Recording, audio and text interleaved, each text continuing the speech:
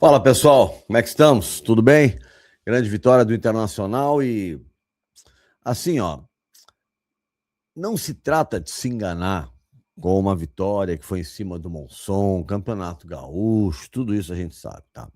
A questão é que havia um discurso na aldeia, né, de tragédia e de caos envolvendo o Internacional e uma espécie de expectativa gigantesca quanto ao grande ano que terá o Grêmio, pelas contratações que vem fazendo, né? E eu tenho dito que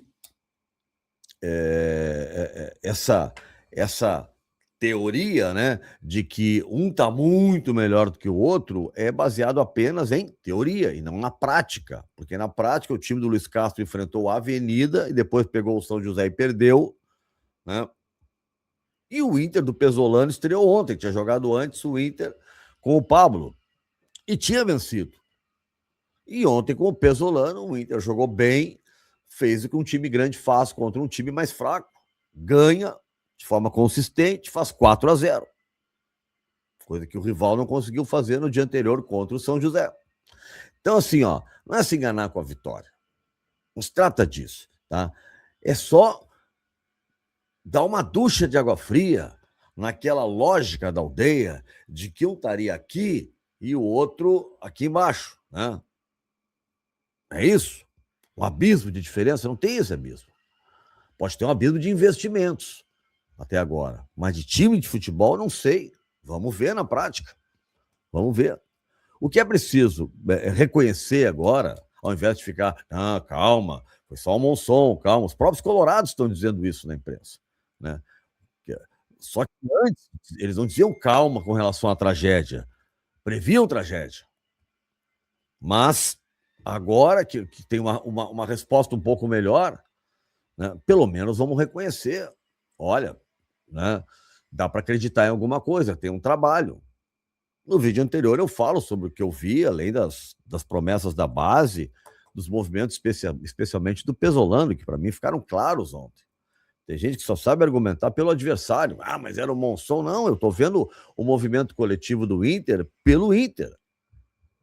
Pelo que o Pesolano fez com aquele grupo, né? Como ele conseguiu montar aquela ideia de pressão pós-perda, né? de botar dois laterais como meias, prendendo um pouco o Ronaldo, sem ter que ser um ortodoxo, de botar três zagueiros, né? A movimentação que teve, por exemplo, né, o garoto João Vitor, o próprio Bruno Tabata pôde jogar como um meia, porque no lado esquerdo, em geral, muito mais o Alisson fazia aquela função no primeiro tempo.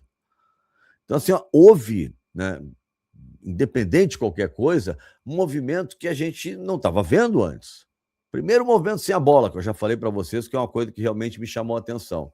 E o segundo é a quantidade de alternativas ofensivas que teve o Inter. Olha, o Inter pegava qualquer adversário fraco, qualquer, por pior que fosse tecnicamente. O time se fechava, fazia duas linhas de quatro fechadinha, ou uma linha de 5, uma de 4 à frente, era uma tragédia para fazer gol. E não era nem só para fazer gol, para criar uma situação de gol. E já foi diferente. Então, assim, ó, de novo, não é se enganar, é simplesmente reconhecer, opa, pode ser que não seja o caos todo que a gente estava prevendo. A gente não, nunca entrei nessa, né? Pode ser esse caos todo aí, pode ser que não seja. Ou talvez será, ninguém sabe. Agora, que para julgar e bancar mandinar que vai ser assim, assado era muito cedo, porque tu tem que ter alguns dados, até na hora de tu dizer, tal time é favorito para um confronto. Existe um favorito antes do jogo, não há nenhum mal em dizer isso, né? Mas tu tem que ter um dado concreto para dizer isso. E até agora não se tem nenhum dado concreto, né? Nós temos 2 jogos, e se for pelo dado concreto só de resultado de jogos, o Inter está melhor. Mas não é isso que tem que se ver. É um início de trabalho, né? O Inter não contratou como gostaria, mas parem um pouquinho. Eu não sabia que o Inter ia achar o garoto João Vitor, por exemplo, o atacante que fez o primeiro gol. Não sabia que tinha na base um jogador dessa qualidade. Eu não sabia que o Inter ia achar um segundo volante da qualidade do Benjamin. Jogador para disputar a titularidade no time do Inter, sem dúvida alguma. Tá? O Alex também não esperava que tivesse um canhoto daquele jeito ali no time do Internacional. que tem drible, que tem força, corre feito um louco, chute potente, fez um golaço, tanto na finalização quanto na execução da jogada, né? Bola enfiada, acho que pelo Bernabé, pro Borré, que toca de primeira, um passe açucarado, a bola quicou e ficou na feição. O Uri veio e arrebentou.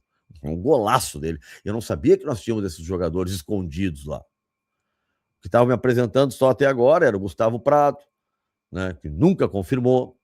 O Ricardo Matias chegou a nos empolgar, mas não deixavam jogar nunca, né? Então, também agora já foi.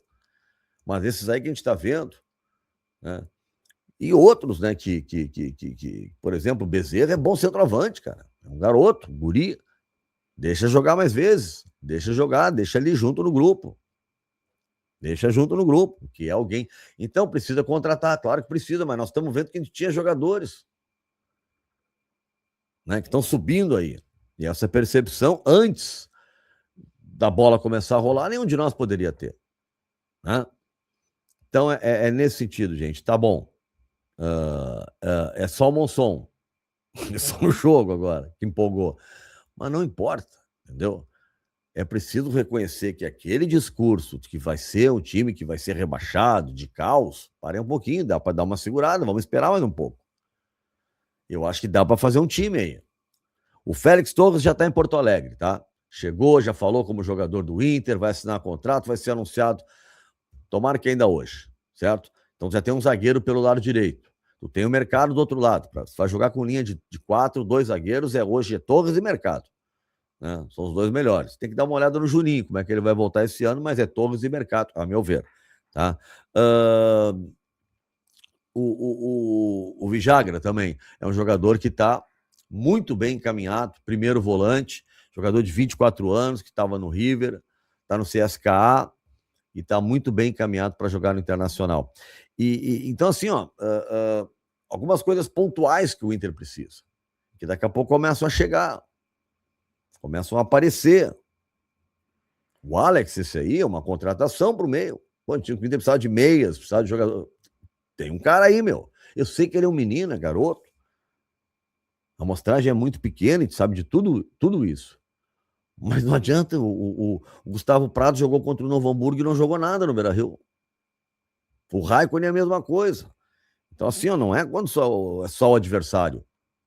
O cara tem que ter desempenho ele, independente contra quem ele está jogando. E esses meninos estão mostrando que tem desempenho. Tá? Então, assim, eu continuo com os pés no chão, mas mantendo o otimismo que eu tinha antes. Eu acredito muito no trabalho do Pesolano e peço que a diretoria ajude ele, né, trazendo aqueles reforços pontuais que a gente sabe que precisa, mas a gente já vê que tem gente da base surgindo, né? Vamos esperar que o Pesolano consiga realmente recuperar o Borré. Ontem foi espetacular o Borré, né? O Ronaldo nunca foi Richard. O Ronaldo não é craque, não é o titular do Inter, mas ele pode ser um jogador útil no grupo. Traumatizou a torcida com aquela entregada na Copa do Brasil. Acho que aquilo pode ter amadurecido ele, aprende, né? Mas não é um jogador para tu tirar do grupo, descartar, não. É um jogador que pode contribuir. Ontem fez um bom jogo, mais uma vez, né? Já tinha contra o Novo Hamburgo dado passe para o gol do menino do Kozer, que fez o gol da virada. E ontem, mesmo com a falha do zagueiro, a assistência para o gol do João Vitor também é dele. Então, e fazendo uma posição tática interessante de ficar um pouco mais para liberar os outros, tanto o Benjamin quanto os dois alas. Né? Enfim, eu acho que o Ronaldo é um jogador bastante aproveitável e o Pesolano está percebendo isso. Né? E um cara que percebe, né, meu? Não foram os dois que ele tirou de cara no time: Cleiton Sampaio e Alan Benítez. Então, ele, para bobo, o homem não serve. Tá bom? Deixa teu comentário aí, o que você está achando do Inter, né? Se é exagero comemorar ou se dá para ser um pouco mais otimista do que antes. E até confessa, tu estava esperando uma coisa horrorosa e de repente até, opa, dá para sair alguma coisa daí, tá? Conversa comigo, diz aí no canal, tá bom? E não te esquece de se inscrever também, se não está inscrito, te inscreve aqui no meu canal, pode ser membro também do canal do Nando. Valeu? Grande abraço, esse canal tem o apoio do Sind Bancários, parceiraço aqui no canal, né? Sind Bancários agora Dia 18 está fazendo aniversário, então um abraço para toda a galera. Olha o que tem de colorado naquela diretoria lá, é impressionante. Tá bueno? A gente se vê. Grande abraço. O sindicato está onde a categoria está, na mesa de negociação, garantindo reajustes e benefícios, nas agências, combatendo o assédio e as metas abusivas, na justiça, defendendo direitos, e está nas ruas, mobilizando por respeito e valorização. Há mais de 9 décadas, o Sindibancários é o escudo da categoria, a força que protege conquistas e faz novas vitórias acontecerem. Sindibancários, diga sim para quem defende você.